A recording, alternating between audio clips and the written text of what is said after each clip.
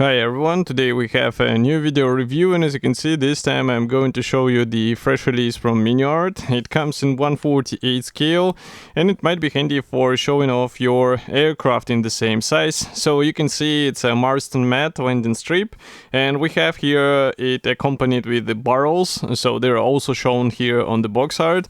And obviously the P47 is not included, but this might be useful for any of the aircraft builds in 1/48 scale. And what I have here, it's the final shape of the release, so nothing will change, and the kit number 49019 will stay the same, and you'll get exactly the same set of parts if you order them, for example, in Modeli Max. So first of all, the box size is, I would say it's the same as the previous matte release in 1/48 scale, so here you can see comparison with my hand. Also here on the side you will find some information about the manufacturer and also about the kit itself.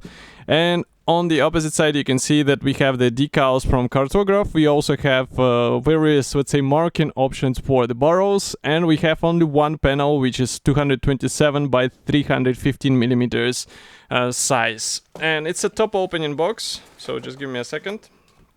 Here is what we have inside. You can notice that the barrel sprues are packed together with the mat, so that's why they are making this loud sound. And also on the opposite side we have the decals. Obviously I will open the plastic bag in order to check it closer, and what you are seeing right now is the assembly manual for the barrels, but I guess this is also not a difficult thing to do because the parts division is somewhat logical, so it won't take a lot of time from you. And just give me a second to cut through the plastic bag because it's a bit tricky to the because of the sealing on the plastic bag end. I'm just trying to cut through it without damaging the parts.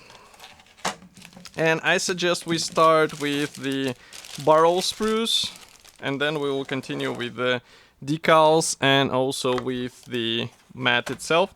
So for the barrels, they might be familiar to you because they were released as the separate kit in 1/48 scale, and I even reviewed them, so I will leave only one plastic sprue here.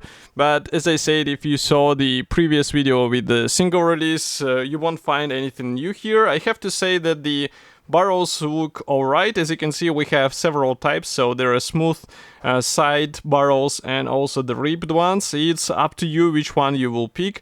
And also we have the fuel pump included. Again, you don't have to use them in your build, it's just more of a nice addition which might be handy for some diorama builds, especially if you would like to depict the aircraft being fueled on the airstrip. Next we continue with the decals, and why I was a bit confused because decals sheet is only one here, and as you remember it is printed by Cartograph, so that's why you don't have to worry about any printing issues. But we have two backing papers. I don't know why, but maybe just out of let's say extra stuff left behind.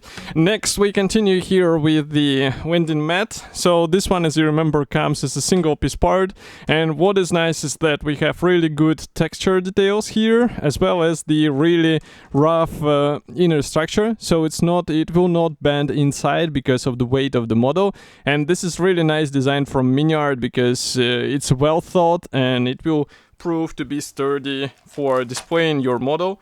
Obviously, for some heavy bomber, I would rather place something inside as well because the weight will be noticeably bigger than the fighter aircraft in 1/48 scale. And next we continue with the assembly manual. So as you remember, it was the separate brochures. Here we have the assembly manual for the barrels.